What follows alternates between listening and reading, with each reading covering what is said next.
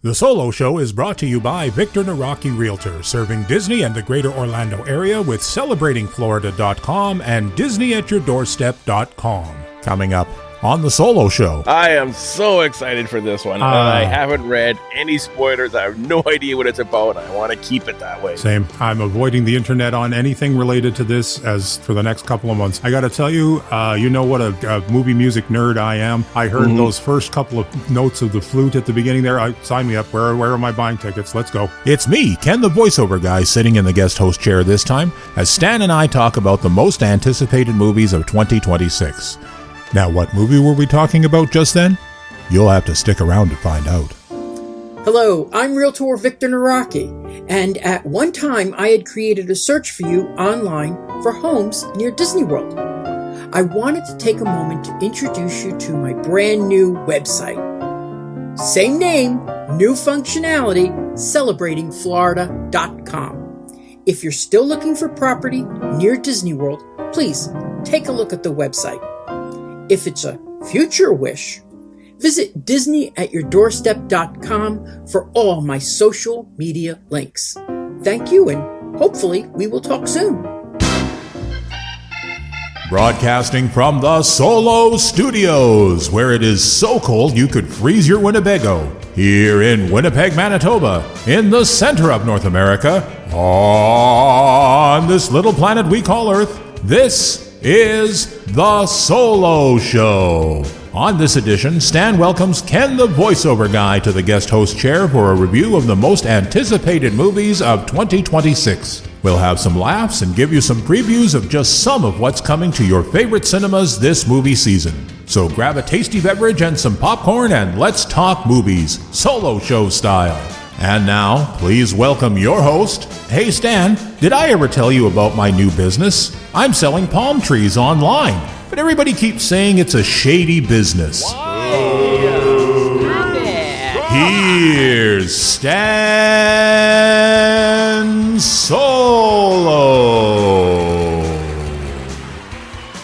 I'm sorry, Victor Naraki made me do it. Hello and welcome to another edition of The Solo Show. I am Stan Solo as always, and I got a little bit of a raspy voice. I don't know what's going on. I'm just a little bit under the weather today, but we'll be fine. We'll be fine. My good friend of yours is here today, by the way. Ken, voiceover guy Ken, how are you today? I am doing great as always, Stan. As I always say, I'm really happy to be here. You know, I like to sit in the guest host chair once in a while instead of just alone in my studio. But what a trooper you are. What a trooper. I mean, I would ask you how you're doing, but we would get the answer. I already know how you're doing. I'm actually doing not too bad. Okay, so it's our time for our annual movie reviews for the most anticipated movies for the upcoming year. We're already into 2026, so we're a little bit behind. Usually we do this right at the beginning of the year. And I think I've been doing this for 5 years, 4 years, 6 years, 8. I don't know. I think it might be like 8 years already. I've been doing these. Might be 7. This might be their seventh. Seventh annual. I think it would be 7. We've been doing this now. Good grief! I was just thinking about that. We've been doing this since pre-pandemic. You and I started this out 2 years before the pandemic. So we're going back 6-7 years. We've been rocking this solo show. Well, yeah, and I've been doing this particular episode pre-solo show on the Grand Circle Tour podcast for a couple of years. Exactly. So yeah, this is an annual tradition. This is sort of our version of the ball dropping in New York Times Square. Yes, and it's something I really enjoy. I always enjoy anticipating and making plans to go see all these movies. Then I never do go see half of the ones that I plan to go see, but yeah, it's always fun to plan to go see them. So we're going to get right into it. Ken, you have a good. We'll get into it right away. Ken, you have a good New Year? I had a very nice New Year. It was very relaxing. Unfortunately, I did have to work on New Year's Day, so I mean, I couldn't go out or do anything New Year's Eve. But then I never do. My idea of a really exciting New Year's Eve is ordering wings from my local Boston Pizza or something like that. Yeah. And to show just how boring my life began behind the scenes, I was asleep by 9:30. Well, I stayed up till about 3 because I rang in the New Year in every time zone from like the Eastern times, all the North American time zones anyways. Oh, you. Alrighty, let's get right into it. Ken, what's our first one of our most anticipated movies of 2026? Well, leading off the charge here for the list this week is, I guess it's the first one to hit theaters. That's coming out on March 6th of 2023. It is the new movie from Walt Disney Pictures, Pixar Animation Studios, Hoppers. We've done it, Mabel. After years of work, this revolutionary technology gives us unprecedented access to the animal world. We put this into this. Yes. This into this. This into this. So let me get this straight. You created a fake animal. Yes. Which makes the other animals think you're an animal. Yes! Guys, this is like Avatar. This is nothing like Avatar. Mabel, be careful! Nice sunny spot you got here. Uh-huh.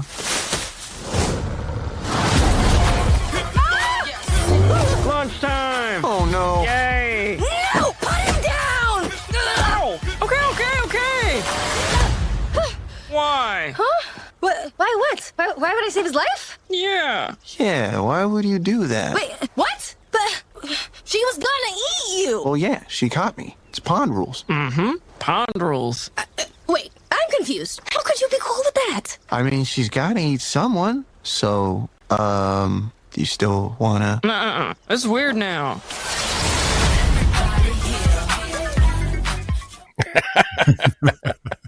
That looks really funny, I think. So Yeah. So what are your thoughts on this one? Well, so the latest movie from Pixar follows an animal enthusiast named Mabel, played by Piper Curda, who, in an effort to communicate with animals, transfers her consciousness to a robot, played by John Hamm, and SNL alum Bobby Moynihan have also joined the voice cast. So here's a question. What would you do if you could talk to animals and understand what they're saying? That's a good question. What would you do, Stan? That's a good question. What would I do? This looks like it's going to be a big one, I think, for Pixar. It looks like they've kind of gone back to more of their comedy, more of their straightforward comedy stylings. The only thing I really miss from the old Pixar movies, and I do wish they would start doing it again, is start doing the blooper reels at the end. Mm-hmm. What are your thoughts on this? This looks like, to me, everything I've seen so far, the trailer and the bits I've seen online about it, I think this is going to be a hit for them. It looks like it's going to be a really good movie. I really hope this is a hit because you know me, I love the original movies. Mm-hmm. I love it when Disney and Pixar comes up with a new idea. Unfortunately, the fan base doesn't seem to appreciate it as much as I do, and they don't go to them. So hopefully this thing does well. I've heard a lot of negative stuff so far from people saying, "Oh, I'm not going to go to this. This looks dumb." And I don't really go on sites where people talk negatively, but I don't know. I'm going to go see it for sure. I'll be there. Same. I'll be there. Maybe even first day. It depends on when it's coming out. So maybe even first night. Yeah. So that one comes out March 6th. Then the following month, April 3rd, we have from Universal Pictures, Illuminations, and Nintendo, Super Mario Galaxy Movie. What's up, Mario? Behold! I made a masterpiece for Princess Peach. What do you think? Love the colors! It's trash. How dare you look at my masterpiece and say that? I'll burn the skin off your bones! Wow. Sorry about that. That's the old Bowser talking. Still working through my demons, I suppose. Anyway, I need my 8 hours or else I really turn into a monster. So this is going to follow the adventures of Mario, Luigi, and obviously Bowser on another Mario Galaxy quest. I didn't see the first one, I think this is the second one, isn't it? I think so, yes. This is the sequel. Yeah, that goes to show. I mean, it has its audience. I enjoyed playing the Mario games on my Nintendo 64 and on my Wii, but I don't think I'm going to be... who knows? Maybe I'll go, but I don't plan to. Yeah, same here. My feeling is most of the movies that are based on video games have been mediocre at best. There's been the odd one that's pretty good, but to be perfectly honest, my history with video game movies is that they're just not anything that really jumpstarts me. I think I'm much more anticipating Hoppers. So yeah, same. It has a quite a major star list. Chris Pratt, Anna Taylor-Joy, Charlene Day, Keegan-Michael Key, and Jack Black. So some big names there. Definitely. And it seems like Jack Black's in everything right now. Yeah, no kidding. It's like you need a movie just called Jack Black. He'll show up. The Jack Black, the movie. Yeah. This next one I think I'm more excited about. Yes, indeed. This is coming next on our list is from Lionsgate, Universal Pictures, and GK Films. It's coming out on April the 24th, and it is called Michael. I know you've been waiting a long time for this. The tracks are made. The songs are ready. Let's take it from the top.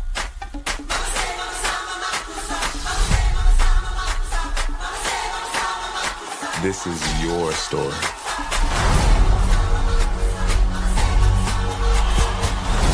Honor your past and embrace the future. That's what people want.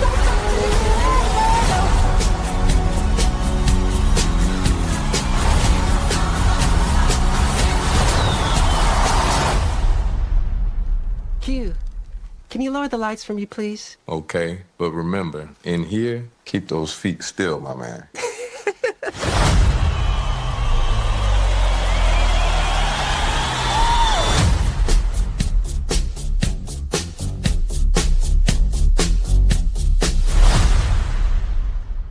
So there we go. Get out your red leather jackets and sequin-covered gloves and prepare to moonwalk into theaters and witness Anton Fuqua's Michael, detailing the life of the man, the myth, and the music legend Michael Jackson. Here's my thinking. Of the 3 or 4 movies that have been made recently about music legends and icons, I mean, we had Bohemian Rhapsody a couple of years ago, and then we had the one based on Elton John. They've been kind of hit and miss for me, but I got to tell you, just listening to that trailer and that little medley of Michael Jackson's hits that they cut together there, you tend to forget just how much of an influence Michael Jackson actually had on the music industry and on music in general, period.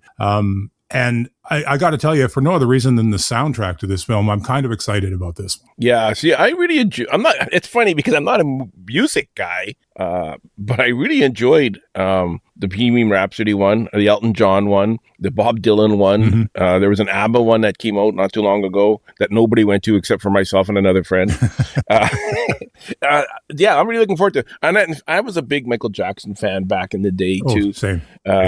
I still have my zipper jacket, like my Michael Jackson. You still have your red leather jacket? Well, the only difference is mine's black leather instead of red leather, but it's the exact same copy of the Michael Jackson. How much would you pay me to wear that to the theater? Keep in mind, I've gained probably about 180 pounds since I bought the jacket, but I can still get it on. Well, that's all that matters. Zip it up very well. But do you have the glove? Because if you've got the glove, we're going opening night. No, I don't. I don't have the glove. But I do have the zipper jacket still hanging in my closet. We'll have to get you a glove, and we'll just glue some sequins, get it all set up. Yeah, I'm really looking forward to this one.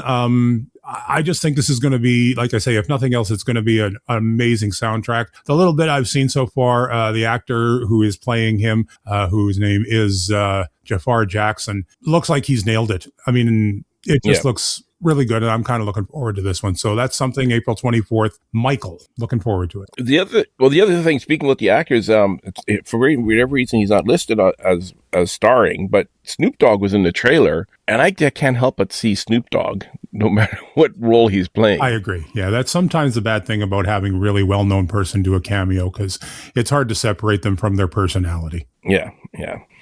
Alrighty. So next up, that's our 2 for April. So we have 2 in April. We have the Mario movie and then Michael. That moves us into May. This one comes out May 1st, and it stars 4 Oscar winners: Anne Hathaway, Meryl Streep, Emily Blunt, and Stanley Tucci in The Devil Wears Prada 2.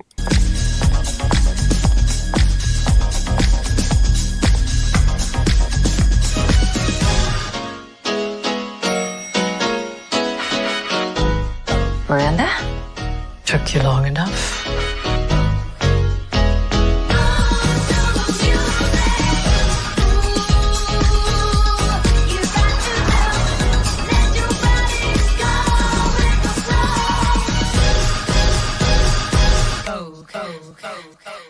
So Miranda and Andy are set to square off again as Anne Hathaway and Meryl Streep return to reprise their roles from the 2006 comedy based on the novel Revenge Wears Prada: The Devil Returns.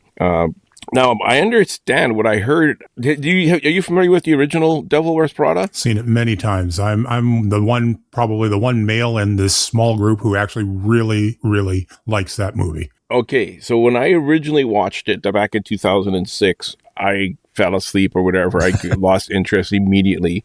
But for this show, I thought, I'm going to rewatch Devil Wears Prada. So I actually watched it last week. Mm-hmm. And oh my gosh, I loved it. It was so funny and so well done. And Meryl Streep is incredible in it. Oh, she is so good. And the movie itself is just so well done.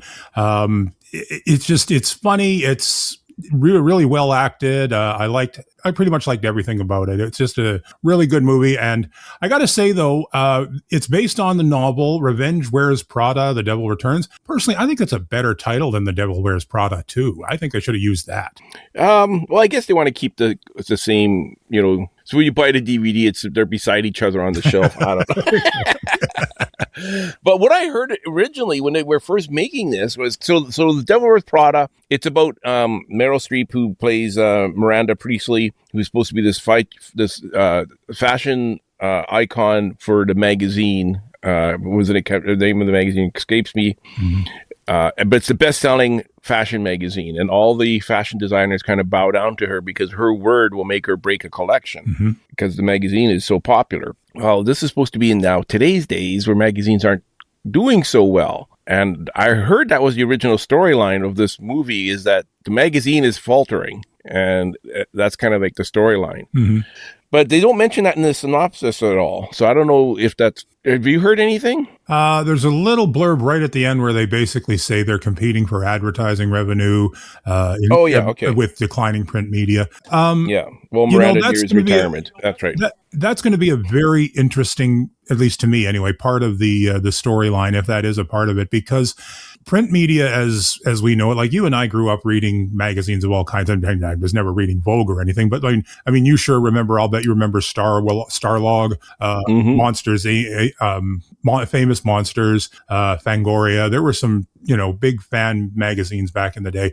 And I mean, for me, once a month, I'd be scouring the newsstands looking for this month's edition of Starlog, and nowadays they just don't exist anymore. There's so few magazines out there now. I mean, everything you want to find is online. So yeah, I think it'll be interesting to see how things, because this is coming out exactly 20 years after the original was released. It's coming out, it was originally released in 2006. So we're seeing 20 years later, the sort of the next generation sort of thing. I think it'll be interesting to see, and I am looking forward to it. I mean, if they can get the same chemistry from the four of them as they had the last time, it'll be brilliant. Yeah.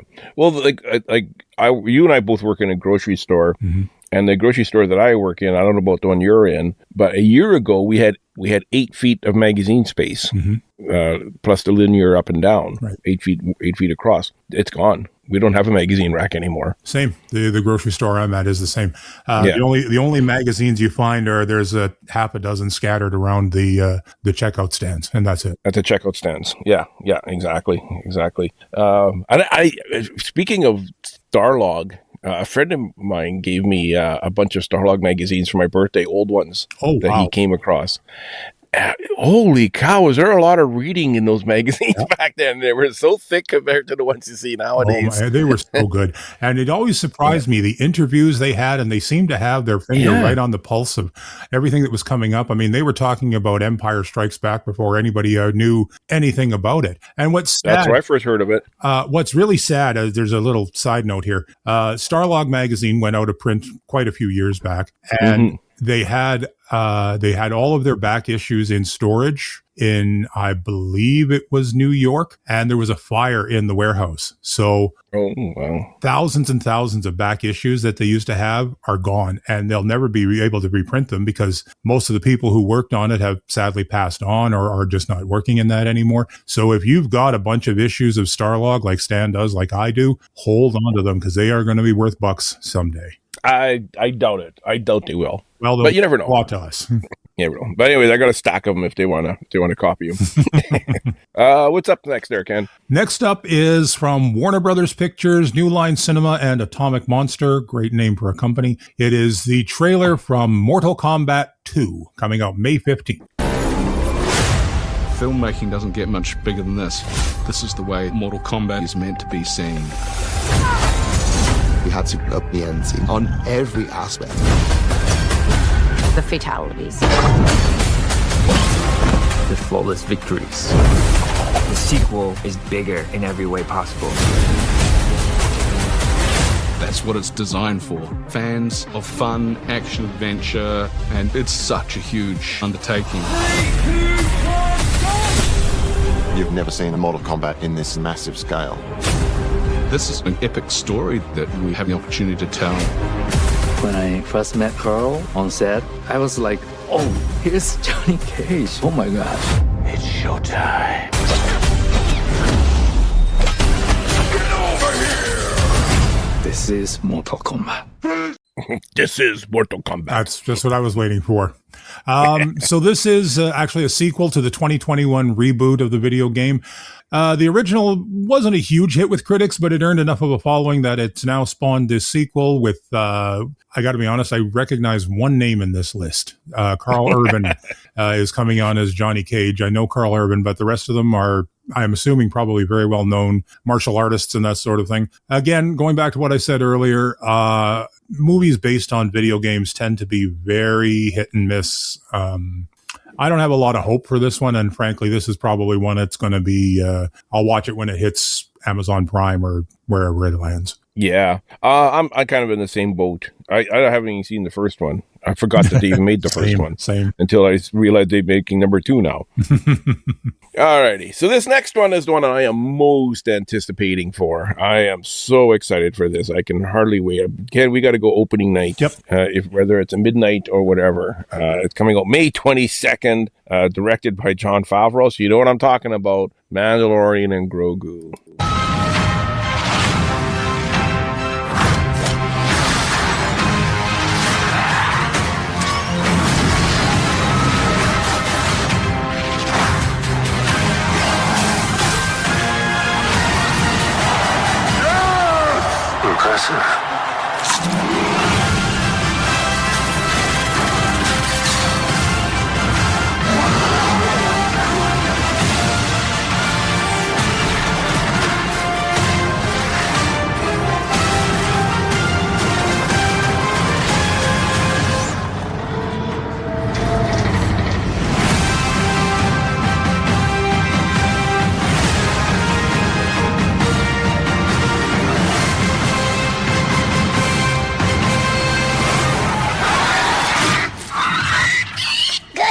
Baby.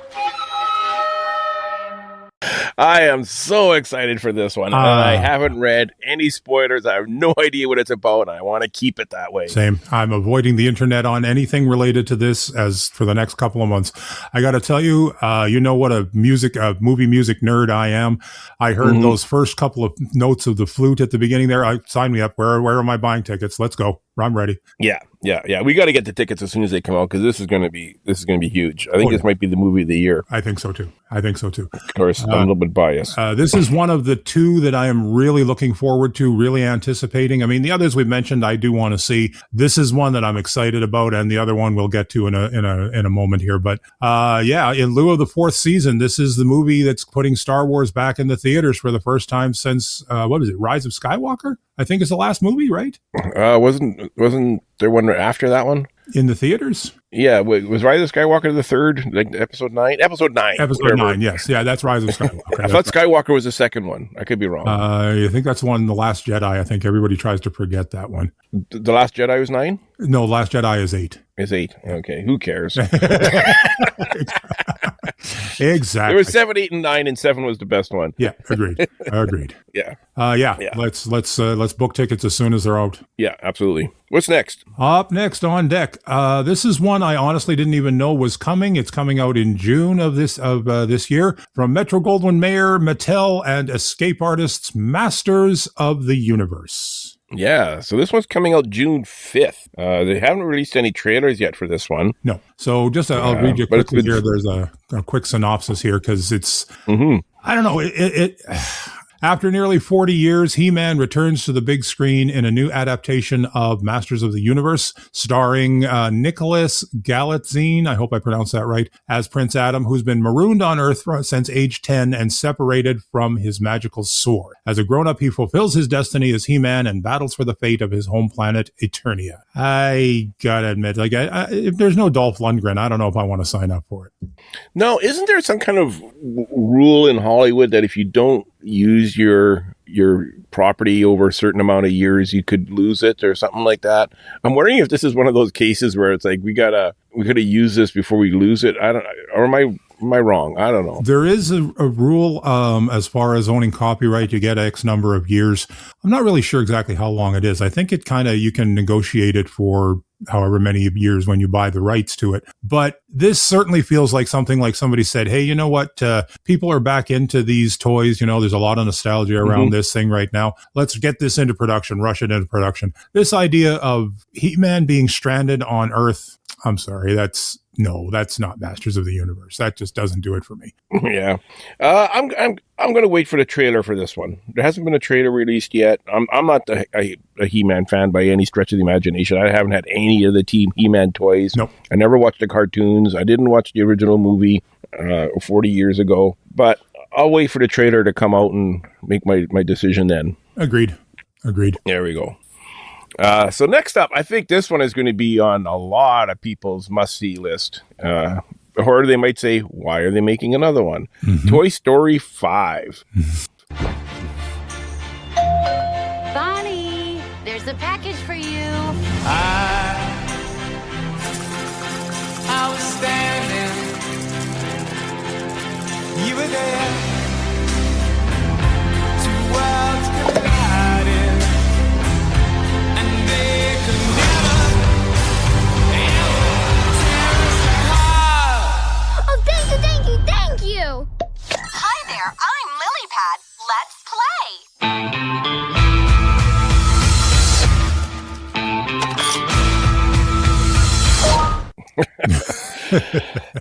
Remember when we all thought Toy Story 3 was the perfect swan song for Buzz and Woody? That was cute, wasn't it? It was. 15 years later, the dynamic duo is back in Toy Story 5 to face a new challenge when they realize that children are replacing their toys with gadgets and must spring into action. Details are scarce so far, but we know the film is directed by Pixar vet Andrew Stanton, who also directed WALL-E and Finding Nemo. We can expect much more of the original core cast, including Tom Hanks and Tim Allen, to return. I'm going to go see this one. Same. Yeah, I'll see it. I mean, I saw the fourth one and I liked it, but I got to agree. I mean, you went out on such a perfect close to that storyline with 3. I thought it was just the right amount of sentimentality, it was perfect. The kid, I'm sorry, I can't think of his name, Andy, handing off his toys to the young girl there as he was heading off to college was perfect. Yeah. But, I mean, I guess there was still money to be made. So there were still movies. There's still stories to be told. I mean, not money to be made. There's still stories to be told. Exactly. So that's coming out June 19th. So it's going to be the summer blockbuster, probably. Something else coming out in June, Ken? Yes, indeed. And this is the one that I mentioned a couple of minutes ago. This is the other one that I am absolutely dying to see. Coming out from Warner Brothers Pictures, DC Studios on June the 26th, it is Supergirl.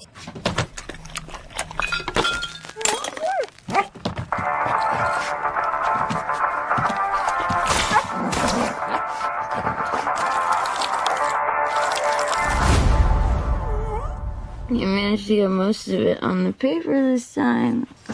Good job, buddy.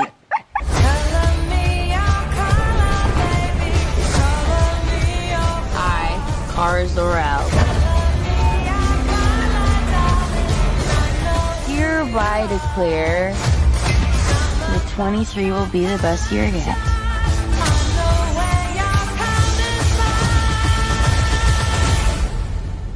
Let's be honest, babe, it's not a very high bar to clear. I didn't know any of you were still alive. What was it like to lose everything in a day? Krypton didn't die in a day. The gods are not that kind.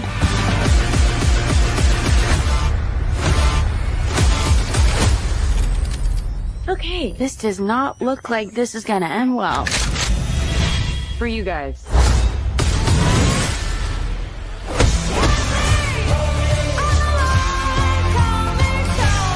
Do others on your planet have powers like you? No, it's a pretty small group of two.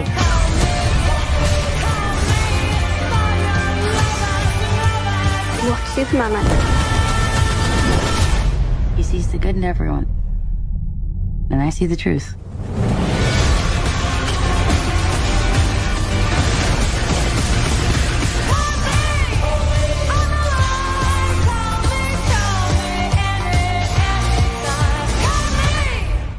Wow.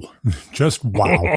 I know you don't get to see it, unfortunately, listening on to the podcast, but it looks amazing. House of the Dragon's Millie Alcock stars as Kara Zor-El, also known as Supergirl, in an adaptation of the eponymous comic miniseries by Tom King that serves as the latest chapter of James Gunn and Peter Safran's DC universe. Story follows Supergirl as she travels the galaxy with Krypto the Superdog, yes, and helps a young woman in a quest for revenge.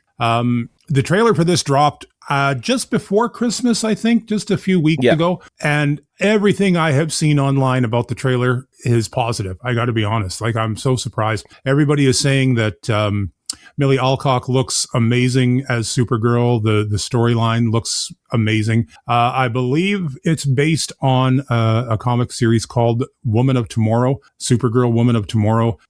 It basically follows Kara Zor-El as this incredibly broken young woman who is still mourning the loss of Krypton, who is still mourning the loss of her family. And it just looks like this is going to be an outstanding film. I am so excited about this one. Yeah, same here. I think this might be an open night one for us too. Mm-hmm. I'm really excited about this one. I really enjoyed the Superman movie. It was probably one of my favorite movies of the year, between that and Fantastic Four for 2025. I would agree 100%. Yeah, and I'm so glad that Krypto's back in this one too, because that was a highlight. He was a highlight in the movie, in the Superman movie. Mm-hmm. This really feels an awful lot like DC's answer to what was it? Marvels with Rocket and Guardians of the Galaxy. Guardians of the Galaxy. Geez, you know what? I had it 8 seconds ago. Yeah, it feels like DC's answer to Guardians of the Galaxy to me, where it's just a fun romp in space. Yeah, yeah. Very little of it seems to appear on Earth. Seems to be on Earth on this one. From the little bit that we see in that trailer, is what, a 90-second trailer or a 2-minute trailer. I don't think there's anything on Earth. Like it starts, the very first thing, she's waiting for a shuttle at what's obviously a bus stop, but it's not like a bus. It's like a rocket ship. So yeah. You can definitely see James Gunn's fingerprints all over this adaptation. And I'm down. Where do I sign? Yeah, absolutely. Next up from Walt Disney Pictures and Seven Bucks Productions, coming out on July 10th. Disney's going to try to get a couple of movies in the summer. The summer blockbuster time is Moana, the live-action adaptation of Moana, directed by Thomas Kail. Moana is the latest Disney adaptation film to get a live-action remake treatment, courtesy of Tony Award-winning director Thomas Kail. Moana herself will be portrayed by the fresh-faced Catherine Lalangan. I'm not going to bother. Laganana? While Dwayne Johnson returns as his role for Maui. He voiced it in the 2 previous animated films. I'll go see this, but I'm not going to go. I probably might not even go opening weekend on this one. I agree. Again, like you said earlier, Disney is, they got to keep the lights turned on. They got to pay the bills. And no disrespect meant in that, because sometimes you got to do that. But they've done this so many times recently where they've gone back to their classic films that were huge hits as animated films, and they've made these live action remakes or just improved the animation like they did with Lion King. These are the movies I don't think anybody is screaming for. I don't think anybody is out there going, let's make a remake. Let's do another live action version of Pirates of the Caribbean or what. Well, I guess that's a bad choice because that was a live action film. But you know what I'm saying? But yeah, I agree. Like, I'll go see it. I might go see it when it comes out, but it's not like I'm as excited for as I am for Supergirl. But it's something I would go and see. You got to admit, though, they kind of lucked out there. They had Dwayne Johnson voicing the character, the demigod Maui. Is he not just absolutely the perfect actor to portray this character in live action? I mean, you couldn't choose better. Yeah, no, and I think that's why they chose him, because he looked like Maui. Exactly. So I'm looking forward. Although I know he's singing "You're Welcome," I don't think anybody's saying thank you. You know who is going to go see this opening weekend? Who's that? The entire movie going public. That's who's going to go see this opening weekend, because this is going to knock the socks off the box office. So I'm going to say right now that this is going to do better than Hoppers. Oh, I agree. I think you're absolutely right. I think it's which is sad, but I feel that's how it's going to be. Yep. So continuing on in July, we are moving on to the next one from Universal Pictures and Syncope, directed by Christopher Nolan. It is The Odyssey. Academy Award winner for Christopher Nolan follows up Oppenheimer with an adaptation of Homer's The Odyssey, which tells the story of Odysseus, who is being played by Matt Damon, in the aftermath of the Trojan War. The film's massive star-studded ensemble includes Robert Pattinson, Zendaya, Tom Holland, Anne Hathaway, Mia Goth, Charlize Theron, and a lot more. So here's the thing. I grew up watching those 50s and 60s biblical epics, the Ten Commandments, Ben-Hur, so on and so on. And I was always just blown away by those movies, whether they were even really great or not. The scale of them and the scope of them. I mean, I will always remember Charlton Heston in Ten Commandments and Ben-Hur. They've tried to redo these biblical era epics, and most times they have been really disappointing. And I don't know, I just can't get behind them anymore. I saw Troy when it came out. We're talking, that was early 2000s that came out. And I was never even, I'm in the minority here. I was never a fan of Gladiator. I didn't enjoy it very much. I don't have a lot of hope for this, although I will say, because it's directed by Christopher Nolan, I'm going to give it a shot. So this is supposed to, I guess, it follows the king, Odysseus, from his return home from the Trojan War. So I don't know. I'm not gonna. I probably won't go see this one, to be honest. Yeah, same. Yeah. The next one I will go see. Absolutely. Yeah. Not much written about this one yet either. But it's by Columbia Pictures and Marvel Studios and Pascal Pictures, which isn't the Pascal that plays the Mandalorian. It's a different Pascal, not related at all. Right.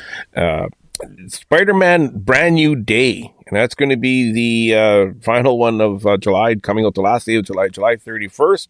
Just 2 weeks after appearing in Christopher Nolan's The Odyssey, Tom Holland is set to reprise a role as another famous literary character in Spider-Man Brand New Day. Peter Parker's next adventure will be penned by No Way Home screenwriter Eric Summers and Chris McNamara, with Shang-Chi director Dustin Daniel Cretton at the helm. It's unknown whether Zendaya and Jacob Bolton are involved, but it's speculated that Tom Holland might make an appearance in Avengers Doomsday later this year. And if he does, that will be he'll have 3 blockbusters in 1 year, providing Odyssey's a blockbuster. Exactly. It's definitely the year. Tom Holland month this July. I was just going to say, it's definitely Tom Holland's big year. I've loved pretty much all of the new Spider-Man movies with Tom Holland. In fact, I've liked pretty much all of the Spider-Man movies, period. I liked, I saw the Sam Raimi ones back in the early 2000s. I really enjoyed Andrew, his name is just eluding me right at the minute. Garfield, was it? Andrew Garfield, that's it, thank you.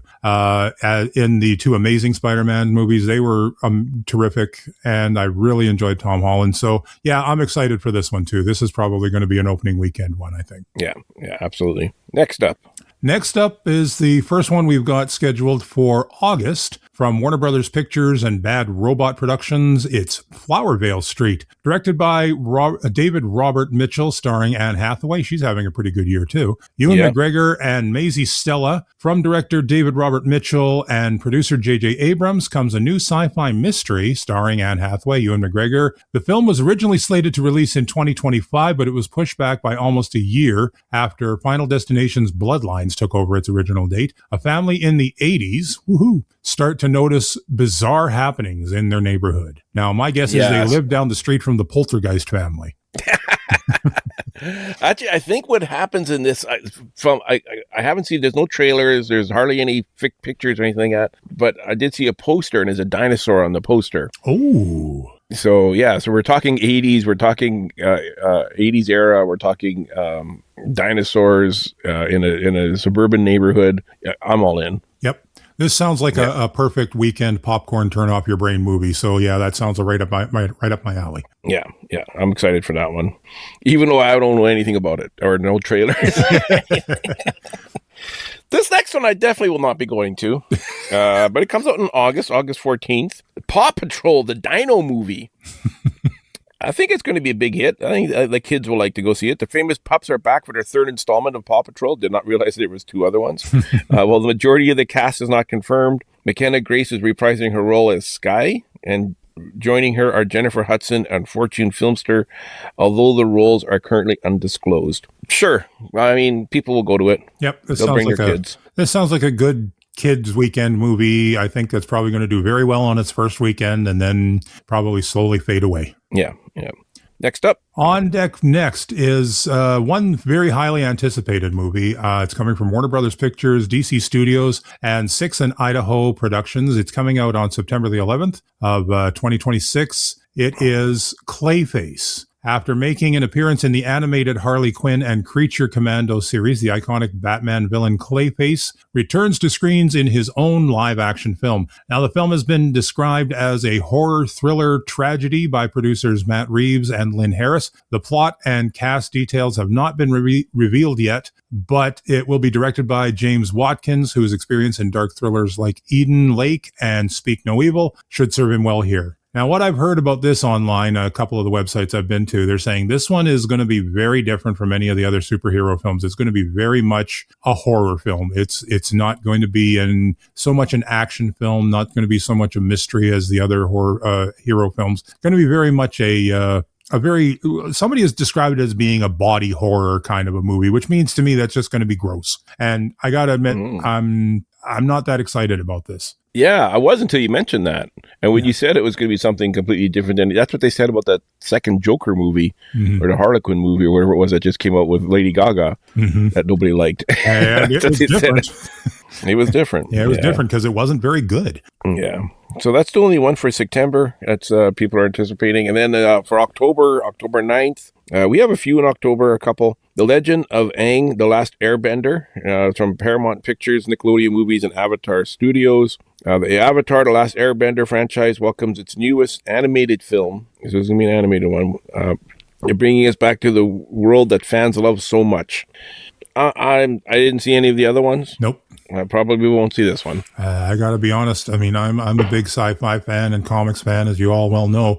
I haven't even read the graphic novels or anything from The Last Airbender or seen the cartoons, so I don't know. Yeah, we should give it a try. I think this is going to be, and we'll probably give it a try. They're saying this is going to be the first film in a new trilogy, apparently, so we'll see where that goes. Alrighty. Okay. Next up. On deck next is coming out also in October 16th, from Paramount Pictures, Legendary Pictures, and Capcom, another video game release, Street Fighter. Now, not much is known about the new Street Fighter movie, but we do know that the 2026 film had a director's switch from Danny and Michael Filippo to Kitao Sakurai. The films are based on the iconic video games, with plot details for 2026 still under wraps. Again, with nothing to go on, I don't really have much to say about this one. No. So we got Mario Brothers, we got Street Fighter, we got Mortal Kombat.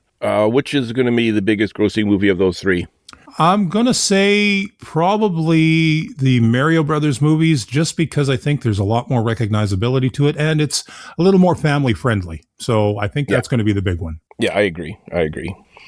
So the next one up, coming out November 6th, and if you've been to a movie at all in the past, 2 months, you've probably seen this trailer already. The Cat in the Hat.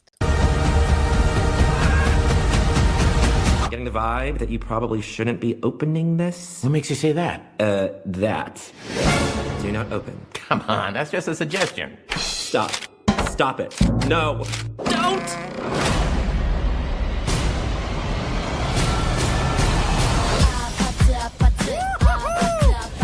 Welcome back to the Institute, the Institution of Imagination and Inspiration, LLC. Hey, giraffe with a crab.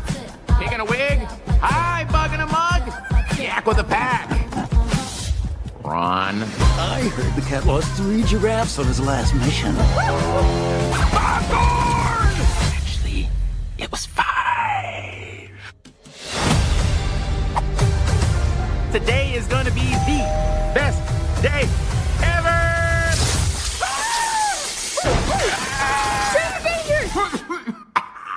Go to the montage. Let's light it up. Cat? Cat. Cat in the Hat.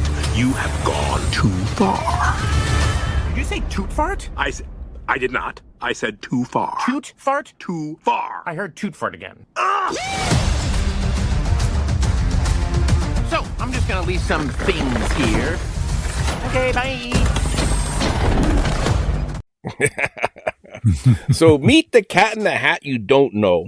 In the wonderfully whimsical tradition of Dr. Seuss, The Cat in the Hat comes back to the big screen in its animated theatrical feature film debut, an all-new epic adventure on the edge where mischief, magic, and mayhem reign supreme. Doing what he does best, the cat, voiced by Bill Hader, spreads joy to kids is a hilarious signature and signally irrelevant way, transporting them and audiences to a fantastical journey through the world they've never seen before. In the film, our hero takes his toughest assignment yet for the III Institute of the Institution of Imagination and Inspiration, LLC, to cheer Gabby and Sebastian, a pair of siblings struggling with their move to the new town. Known for taking things too far, this could be the agent of chaos, or the last chance to prove himself, or he could lose his magical hat. Oh no. It's gonna be big. Oh yeah. Again, it's going to be one of those that's going to have a huge opening weekend and then probably slowly fade out. Again, good movie, I think, for the kiddos. Yeah. I'll probably see it again. You know, we've seen this trailer, at least 5 times when we went to movies last summer. Yeah, I'll risk a couple of bucks on it. Yeah, it originally was slated to come out earlier, and it got moved back probably because of another movie bumped it or something. Mm-hmm. But I think it makes more sense to come out in November before the Christmas time, kind of. So Yes. it's still, Yeah. it feels, it's not a Christmas movie, but it has that type of vibe. Yeah, very much for the kiddos, I think. Yeah. On deck. Alrighty, what's next? On deck next, we've got from, where are we here? Lionsgate and Color Force Productions from November the 20th. We are looking at The Hunger Games: Sunrise on the Reaping.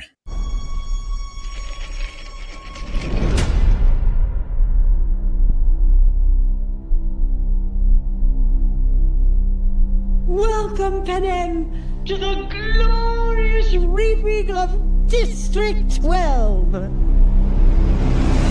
Twice the number of tributes. Twice the glory.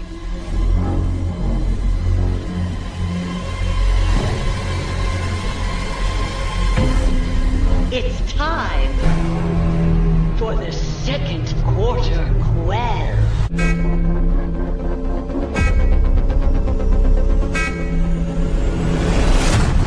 Let the 50th Hunger Games begin!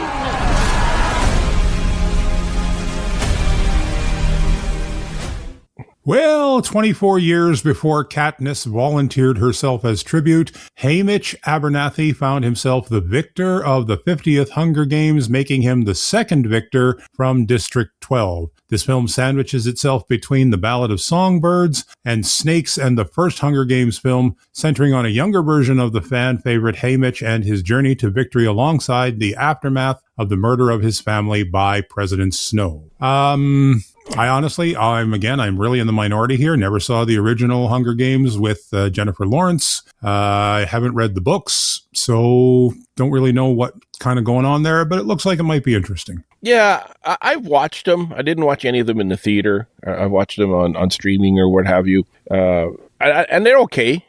I enjoyed them. I doubt I'll be going to see this in the theater. They have a cool look, and there are people out there that love them. Otherwise, they wouldn't keep making them. Exactly. But yeah, I think they're cool. They're enjoyable. I think so too, and I think they're probably, again, it's going to be one of those that's going to have a huge opening weekend and then kind of slowly peter away. Yeah. Next up, the first one for that one comes in what? November 20th, yes. Okay, so next one up for in December, the first one in December coming out, Jumanji 3. Dwayne Johnson, Kevin Hart, Jack Black, and Karen Gillian are back again for the third Jumanji installment. Not much has been talked about with this one. No. Other than Kevin Hart said he indicated that this will be the final film in the rebooted franchise. I was not really excited for the original one, the very first one, because I absolutely adore the original with Robin Williams.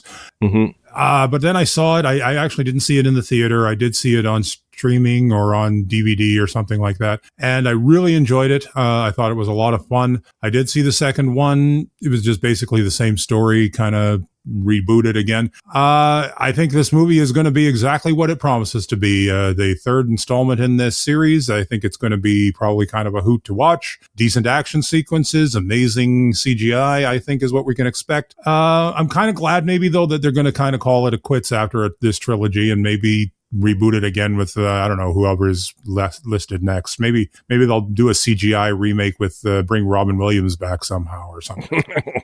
Like, how many times are these same four people going to play this game? Well, exactly. You would think by now, especially now with the internet, that rumor would get around. Don't play this game. Exactly.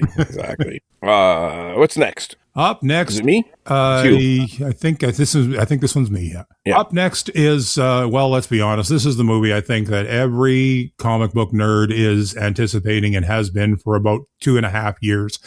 From Marvel Studios and AGBO, coming out December the 18th, it is Avengers Doomsday. It's directed by the MCU may be trying to recapture its past glory by bringing in the Russo brothers to direct Avengers Doomsday as Earth's mightiest heroes face off against the titular villain played by none other than Robert Downey Jr. The dramatic reveal at San Diego Comic-Con in 2024 confirmed Downey's involvement in both Avengers Doomsday and Avengers Secret Wars, though we still don't quite know where the overarching saga will stand when the film releases. It is the next installment in the Avengers franchise. I think since Robert Downey Jr. walked out on that stage and took that mask off, people have just been salivating for this one. Yeah, and it sounds like pretty much every Marvel hero is going to be back for this one. I've even heard rumors, and I mean, again, it's all rumors, so don't write letters or anything. But I've heard rumors that Chris Evans might be returning as Captain America. There's a rumor floating around that Chris Hemsworth might be showing up as Thor. So I don't know. Are we talking about time travel? Are we talking about alternate realities? We saw a little hint of Dr. Doom. We didn't actually see RDJ in the end credits scene in Fantastic Four. Spoiler alert, by the way, if you haven't seen it. Well, if you haven't seen it, why are you listening to this podcast? But yeah, there's a little hint of him in the end credits scene in Fantastic Four from last year. So this is nothing new, and I'm looking forward to it. I just can't see how this is going to be not a lot of fun. It will be interesting to see if Chris Evans comes back as Captain America or if he just comes back as Steve Rogers. Good point. We don't see any indication that he's Captain America in the trailer that we saw, but we do see Thor in his Thor costume in the trailer. And I didn't take these trailers because they're basically no sound at all. Mm-hmm. It's just visuals in these trailers with a little bit of leaves ruffling and some wind blowing and picking up a coffee cup and putting it down, and there was nothing to hear. So I didn't bother getting those ones. Then the last one coming out Christmas Day is Dune Messiah. And I gotta say, I just can't get into these Dune movies. I've tried watching them, and I've tried rewatching them, and a lot of people love them, and I should love them, but I don't. I just can't. I don't know. You? I haven't seen these versions. I've read the books. I read the first 4 or 5 books, and then I have to admit I kind of, tapped out. This one's going to be Messiah will now follow Paul Atreides as the Padishah Emperor and the effects of his rule on the people. I guess it's taking place something like 12 years after Dune, the original movie. So we don't really know exactly what's happening. The cast hasn't even been confirmed yet. We can, assume obviously Timothée Chalamet and Zendaya will reprise their roles. I don't know. I can't get into these two movies. I've tried watching the first one and I kind of dozed off. And then I tried to watch the second one. Same thing. I've read all the books. I love the books. I've read them all a couple of times. They're hard to get into. There's a lot of politics in the books and a lot of, stuff that I'm just not that interested in. But I mean, they're brilliantly written books. I mean, they're absolute classic books, and they're books I think everybody should read at least once. But yeah, I don't know. I can't get into these movies. I should, like you say, I should. I'm a diehard sci-fi I feel fan. the same way. Yeah, I feel the same way. Like, it should be something I like, but I've tried watching them. I just can't get into them. I don't know. Yeah. It's I don't know. Okay, so Ken, the $1 million question: a year from now, when we're going over the top box office movies of 2026, what's number one of this list? With some reservations, I am going to have to say it's going to be Avengers. I just think that's going to be another one of their $1 billion, $2 billion blockbusters. I think everybody is so hyped up for this, so hyped up for the return of RDJ as Dr. Doom. I think that's going to be number one. I think we'll be doing that as our number one box office in about 11 months. I agree. Yeah, I think it's going to be Avengers Doomsday as well.